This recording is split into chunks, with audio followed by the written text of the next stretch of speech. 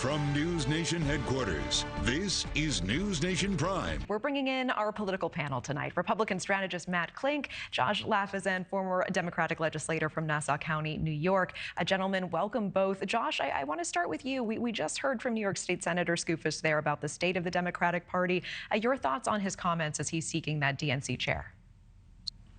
Sure. Thanks for having me. And I think Senator Skoufis is correct. And like Senator Skoufis, I'm a Democrat who represented a Republican district. And I can confirm from speaking with the everyday voters in my district for the past decade, the Democratic brand is in the gutter. And I talk about Democrats. We didn't lose the election in the past 3 months. We lost it in the past 3 years. And so I have a simple Democratic formula for winning again, which I think Senator Skoufis echoes. First, we have to extricate ourselves from the tyranny of the fringe on culture issues, which turns off those independent voters who are the fastest growing segment of voters in the country. Secondly, we have to be very vocal of our support for law and order, both in our communities through backing law enforcement and first responders, and of course the border. Third is that we have to end the lecturing. People want to be heard. They don't want to be told what to think. And fourth, we have to get back to the #1 issue that was on voters' minds in 2024, and it's the economy, building up the working class and building up middle-class Americans. That is a 4-point plan that is indicative of Democratic success. And like Senator Skoufis, I'm a Democrat who represented Republican territory. Everyday voters want clarity. They want enough of the lecturing. Enough is enough. Matt, I saw you nodding a little there. I want to move on to another hot topic with you tonight. President-elect Trump reaffirming his support for Defense Secretary Pete Hegseth, with his nomination, certainly under the microscope right now. Let's take a listen. It looks like Pete is doing well now. I mean, people were a little bit concerned. He's a young guy with a tremendous track record, actually. He went to Princeton and went to Harvard. He was a good student at both.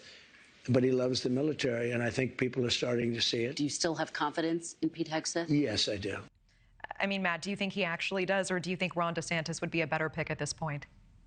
No, I think he should stick with Pete Hegseth until Pete Hegseth is proven to not have the 50 votes that he needs for confirmation. And I think that by nominating someone like Pete Hegseth, who is an outsider, who has 2 Bronze Stars, who has served in combat, and who has been very critical of the military. And the military's problem right now is that it's a DEI machine and it's lost its warfighting ability. And I would rather have the military fight and win wars if we need to get into them than to boast about their DEI bona fides. So I think that Pete Hegseth is going to be a good pick. The DC establishment doesn't like him because he's not one of their own. And that's a problem that both some Republicans and all of the Democrats are going to have. Josh, do you think that's why he's not liked?